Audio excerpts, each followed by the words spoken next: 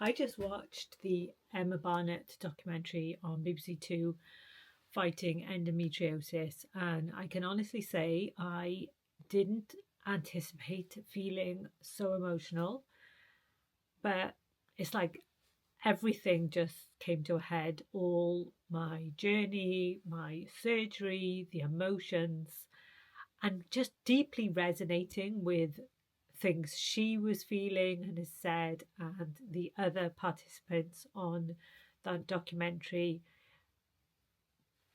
and just like having to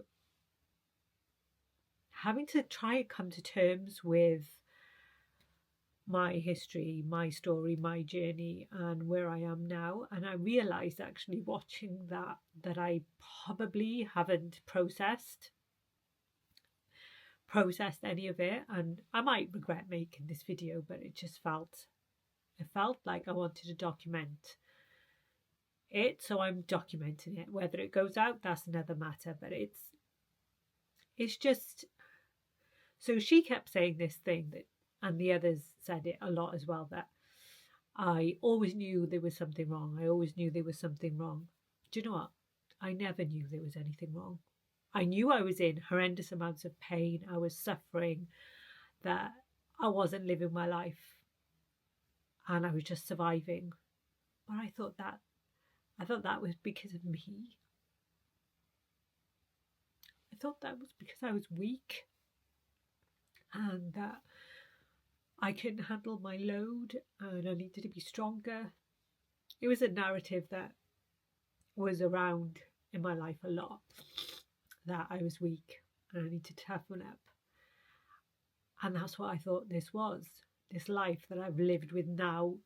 Now what I know is severe endometriosis adenomyosis that led to such drastic surgery last year. So that, processing that, there's a lot of grief that comes with that.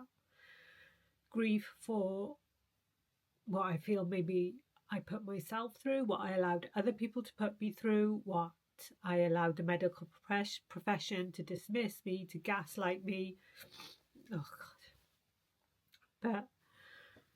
But I realise now there's a lot to process, and probably some therapy due here, because I thought I was done and sorted, and just watching that programme I couldn't believe the depth of emotion that came out about how hard I've been on myself, how I've allowed myself to be treated in a certain way. And that's another thing that she said about, you can't just suffer with endometriosis, you can't just live with the condition, the disease and all what it brings to your life and takes away from your life, but you have to be a bloody advocate. You have to be an endo warrior. Like, why should we have to be endo warriors? Why should we have to advocate continuously for ourselves? Like, fight. I don't know the amount of times that I would be on the phone, how many phone calls I had to make, how many appointments I was fighting for diagnosis, fighting for this, just fighting to be seen.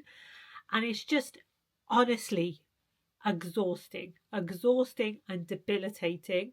And why should we have to do it? That's just, yeah. And I'm grateful.